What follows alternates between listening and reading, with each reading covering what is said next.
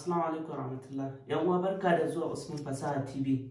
A yau na zo muku da bidiyo wadda take da matukar amfani.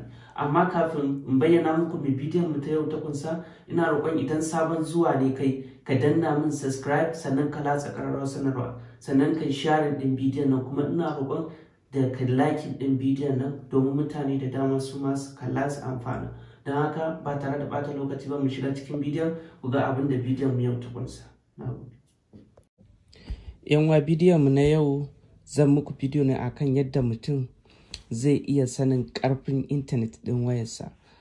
Dalilin yin wannan bidiyo na yau kwa shine zai iya yiwuwa kana amfani da wayarka kuma kana da layuka daban-daban wanda kake amfani da su a wayarka, amma zai kasance ɗaya daga cikin layukanka da kake amfani da su wajen hawa intanet maybe ya fi ɗaya ƙarfin sabis idan ka je unguwa ko area kaza.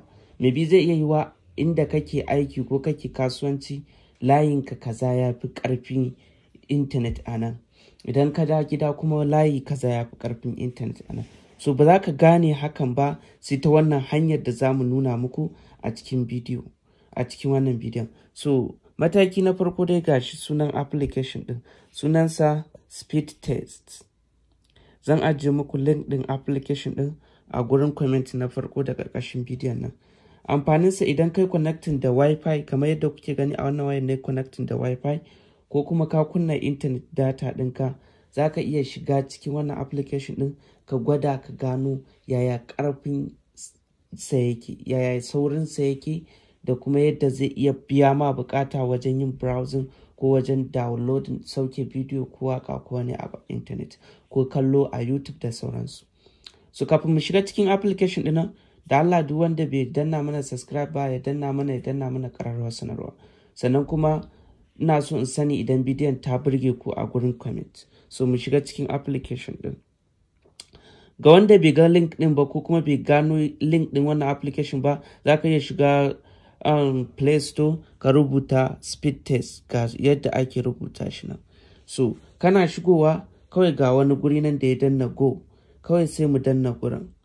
Kun gani kamar yadda kuke gani a nan mun danna yana ƙoƙarin processing.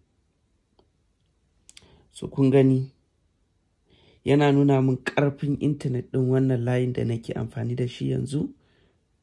Idan zan yi browsing duk sakan ɗaya MB nawa zai mun downloading, shine abin da yake nuna mu. Kun ga anan ya nuna min cewar duk sakan ɗaya gashi nan dai yana yi. Bari mu gama mu ga ƙarshen sakamako yadda zai kasance. So nan kun ga ya gama auna min komai da komai. Mataki na farko kun ga nan gurin da aka sa download. Abin da ake nufi da download yana faɗa min ne idan downloading zan, misali na ga bidiyo ko wani abu a internet ko application zan ɗauko shi. So in mai nauyi ne ko ma mara nauyi ne, shi dai ƙarfin data internet ɗin wannan wifi da na yi duk a sakan ɗaya zai mun downloading ɗin MB guda 45 da kwabo 7. Idan kuma uploading zan yi kamar misali ɗora bidiyo a YouTube, so wannan ƙarfin internet nawa zai mun saurin uploading ɗin bidiyo da MB 11.3 a duk sakan ɗaya. So wannan shine ƙarshen bidiyon mu na yau. So ina fatan ta burge ku. Idan ta burge ku, ina so ku danna mana liking sannan ku danna mana ku share din bidiyon nan domin yan uwa su masu amfana. So na gode, sai mun haɗa a bidiyo na gaba.